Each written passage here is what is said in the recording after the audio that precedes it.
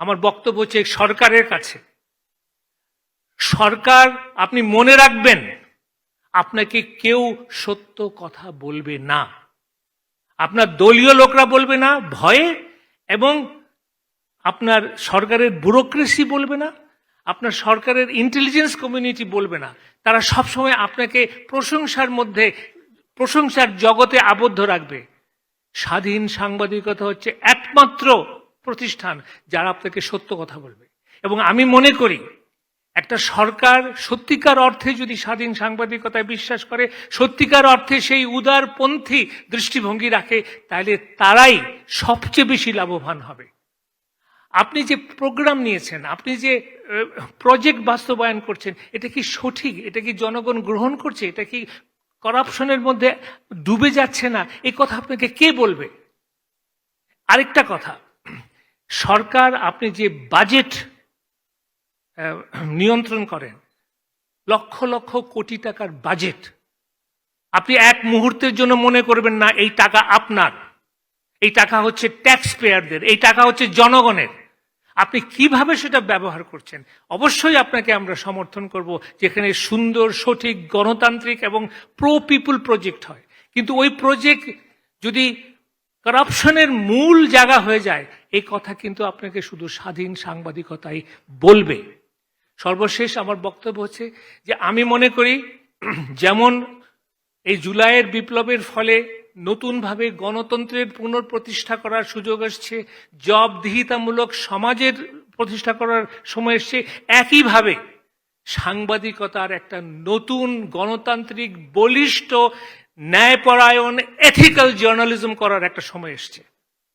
তো তাই আসুন আমরা সবাই একসঙ্গে মিলে মিশে আমাদের এই পেশাকে আরো বেশি জনগণের কাছে নিয়ে যাই, আরো বেশি জনগণের আস্থা অর্জনের জন্য আমরা কাজ করি, এবং আমরা যেন নৈতিকতার একটি চুল পরিমাণ ব্যর্থতা না করি।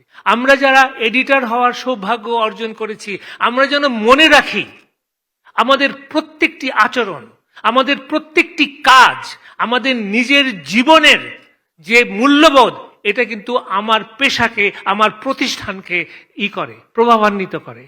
As an editor, it is my moral duty, professional duty, ethical duty to uphold the highest standard of journalism.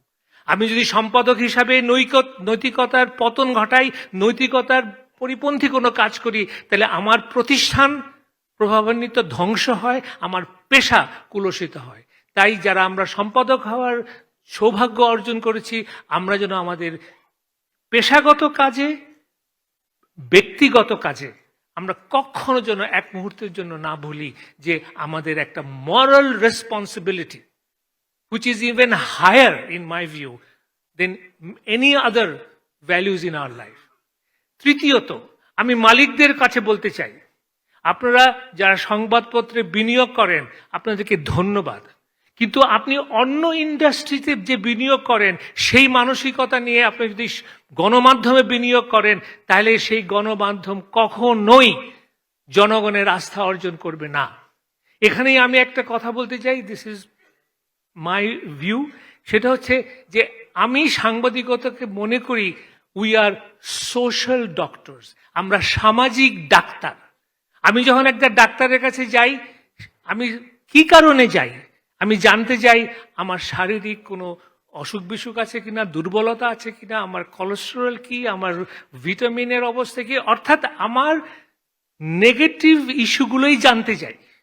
আমি ডাক্তারের কাছে যাই না শুনতে যে ও আপনি তো you are looking very handsome, you are looking very beautiful, এটা শুনতে যাই না।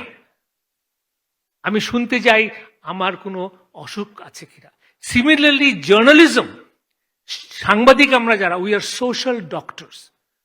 We are always pointing out the limitations, the failures of governance, of society. কেননা আমরা সমাজকে ভালোবাসি, দেশকে ভালোবাসি। দেশের উন্নতির জন্য আমরা একজন বিনিয়োগ করে চাকরি সৃষ্টি করছেন, এটা করছেন, আমরা ত্রুটি ধরে সমাজের উন্নয়নের জন্য কাজ করছি। মালিক তারা মনে রাখবেন যে আমরা যদি আপনাদের ব্যবসায়িক স্বার্থে সাংবাদিকতাকে যদি আপনি বাধ্য করেন, তাহলে সেই সাংবাদিকতা কিন্তু জনগণ গ্রহণ করবে না। তাই আমার অনুরোধ থাকবে যে যারা মালিক তাদেরও একটি কি বলবো কোড অফ কন্ডাক্ট যেন থাকে।